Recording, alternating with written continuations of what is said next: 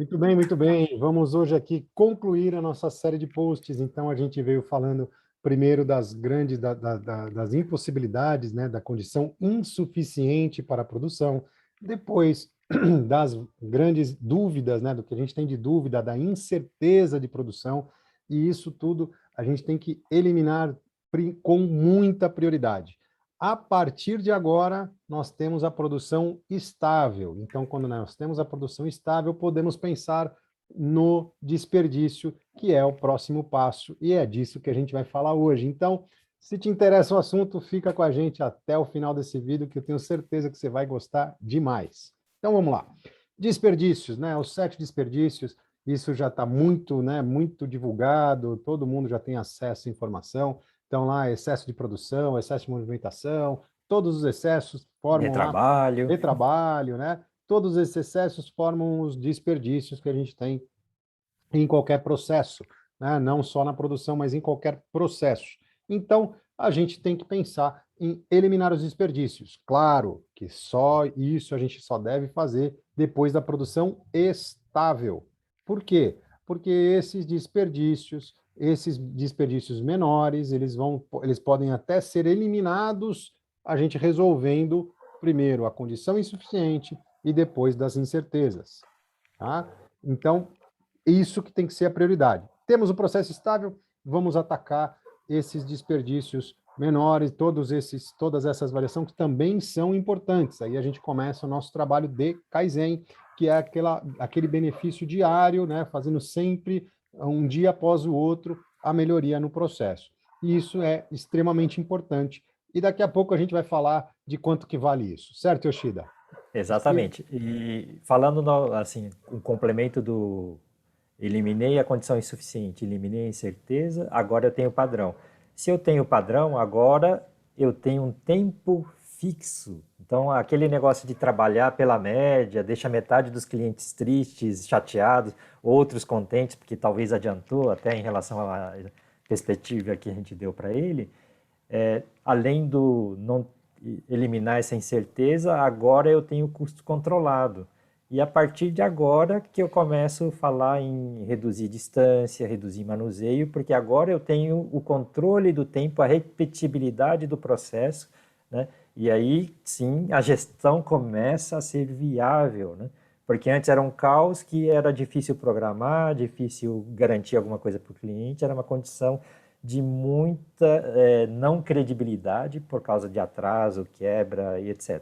Agora, com custo controlado, com credibilidade controlada, eu começo a fazer o trabalho de manter, primeiro o Kaizen de manter, porque agora eu tenho uma referência para dizer está ruim, né? E a partir de que eu consigo manter, eu tenho essa capacidade, eu posso gastar energia agora para mudar para um nível, um patamar mais competitivo, de menor desperdício agora, né? É exatamente isso.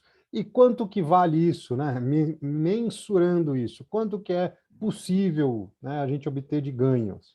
É claro que vai depender do nível com relação à estabilidade do processo, a realmente estar muito próximo ali do padrão máximo global, mas constantemente, com muita frequência, a gente vê condições de melhoria, pelo menos de 30%, é muito normal, muito frequente que a gente vê, pelo menos 30%.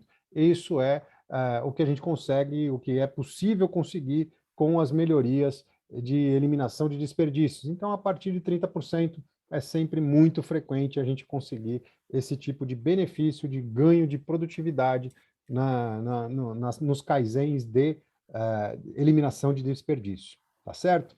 Então, muita atenção, claro, em sequência, né? Primeiro a condição insuficiente, depois as dúvidas, né? As variações, e aí sim a gente elimina os desperdícios, porque a partir desses dois primeiros, a gente estabiliza o processo, a gente tem um padrão, a gente sabe dizer perfeitamente se está bom ou se está ruim, né? A gente já não trabalha mais por média, a gente consegue falar em unidade, a gente cresce a credibilidade, aí a partir desse momento a gente consegue fazer aqueles kaizens menores, né, pequenos, que a soma de todos eles dá um resultado muito importante para a empresa.